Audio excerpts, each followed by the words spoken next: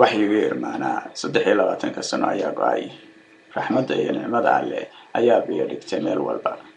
ilaahay wuxuu inoo dhamaystiray kitaabka hanuun iyo nuur ah waa diin ilaahay raali inagaga noqday qalbiga iyo laabaha mu'min kasta waxaa ka buuxsamay jacaylka allaha weynee sareeya rasuulku waa naxariista caalamka oo dhan rasuulku wuxuu inoo fasiray quraanka oo hadalkii ilaahay وقالوا والتين سلسلت ويد هذا الكيسة والعصر والليل إيو أنعام أما وصفات با والشمس الضحى إيو كويرت ويل إيو حاغا انت ووغا لغا غابيو وذرت وداري والله إلهي يرنتبا واتن لنهاي وعدك إيو تفسير تأسير وبركة وغرانا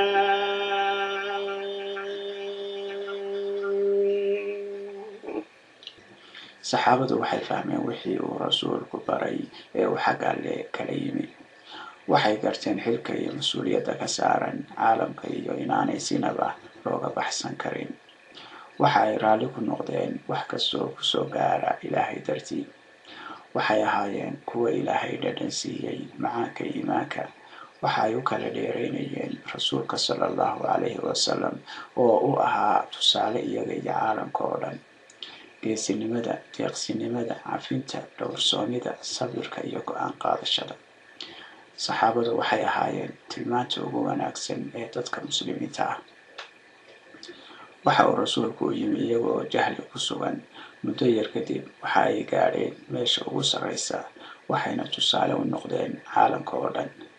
waxa ay noqdeen hogaamiyeyaashii dunida soo mara kuwii ugu wanaagsanaa ugu akhlaaq badnaa ugu aaminsanaa ilaahayna ugu dhowaa waxaa ka mid ahaa abubakar as-sadiiq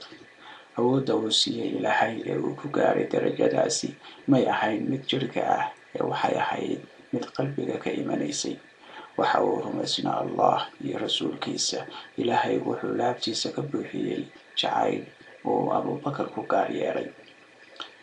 waa la oran karaa saxaabadu waqtigoodii waxaa jiray duruufo dhaqaale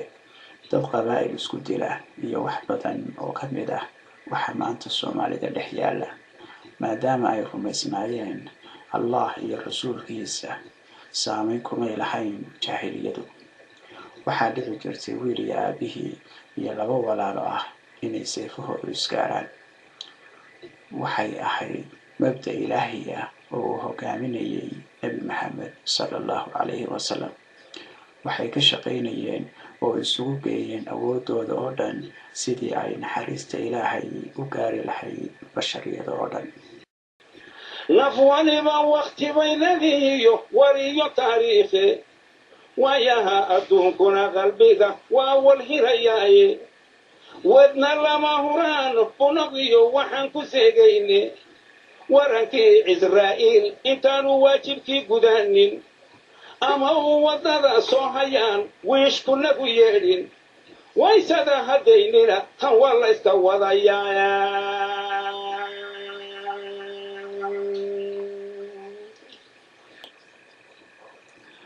masaalixdooda iyo noloshooda oo dhan waxay ka arkayeen kitaabka iyo sunnada oo ku dhisan cadaalad iyo qof kasta inuu xuquuqdiisa helo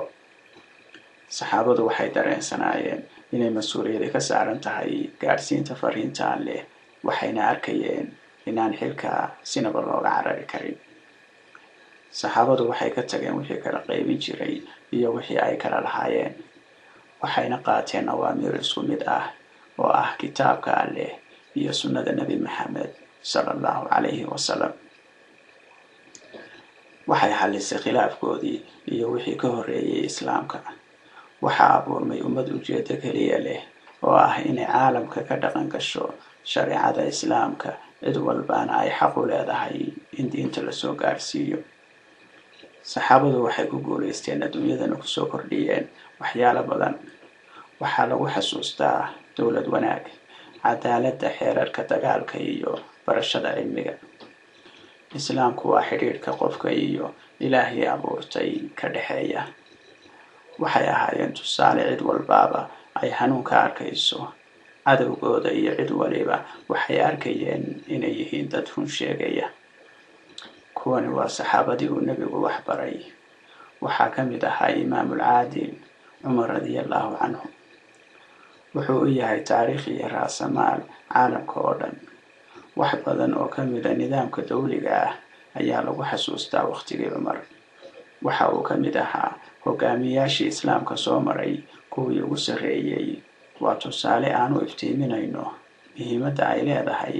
waxa aynu haysanno ee hanuunka ah, iyo in qof kastaaba nasiib ka helo inuu ka mid noqdo kuwa ku sifooba ee ka run sheega ee ay dhaqan iyo manhaj iyo ujeedaba u tahay. الله وين ربي بوحداد ودتغنيني إسقى ودود أنت شقى لرا وذاقيني إسقى وحطها يبا عدي لواستيني وحبك ما قرسولو قلبيقو وهن هدو يشو وحي وليبا وواضحيو واسعماليناهي الوكيل مقاعيسو ووارسان دمانا